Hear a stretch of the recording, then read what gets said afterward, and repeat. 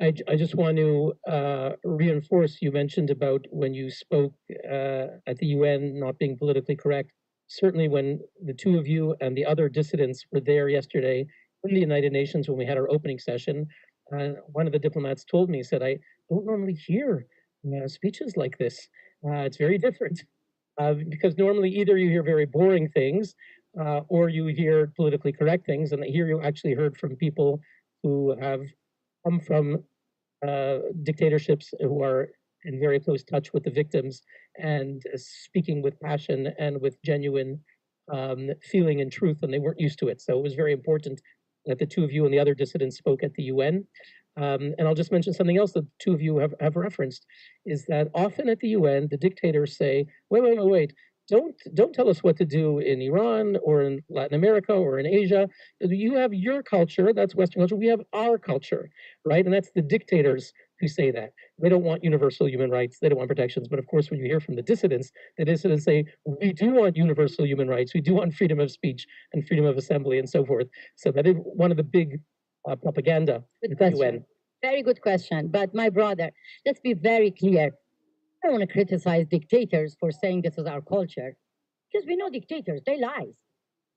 My problem is with those who buy these lies. The Europeans, for years and years, they bought these lies and saying that, you know, when we go to Iran, we have to respect their culture. Really? Forcing 7-year-old girl cover from top to the toe in order to get an education is the culture of Iranian people? This is an insult to the entire nation, because this is the culture of ISIS. This is the culture of Taliban. They say that, you know, people in Iran, in the Middle East, in authoritarian regimes, they don't deserve democracy. So maybe they don't say deserve. They say that they don't want democracy. It's not their culture. No, we want democracy. And we deserve to have secular democracy and sit together like this. Sitting here, speaking is a crime in my country. You get bullets in your head, in your chest, if you speak up. And you think that this is our culture? Well, suddenly we want to die. I mean, as a woman, we want to get raped because this is our culture. This is really an insult to a nation. So I don't criticize the dictators, but I call on Europeans, on democratic countries, to respect nation with empty hands, stand up and say that our culture is tolerance.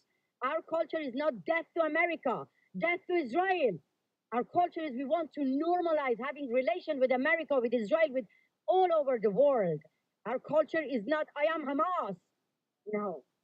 Our culture is Hamas, Houthi, Islamic Republic.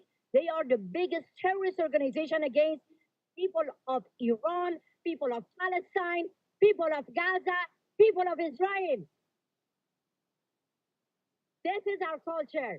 Middle East is the most beautiful culture. Before Islamic Republic, we don't even share border with Israel. We have good relation with the Israeli government. This is not our culture to hate Israeli government. This is not our culture to hate America. We love it, good people. We love you. I was brainwashed in my country.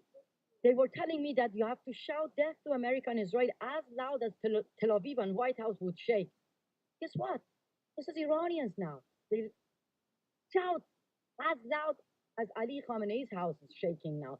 Death to Islamic Republic. This is our culture. Because our culture is all about love, dancing, music, history, culture.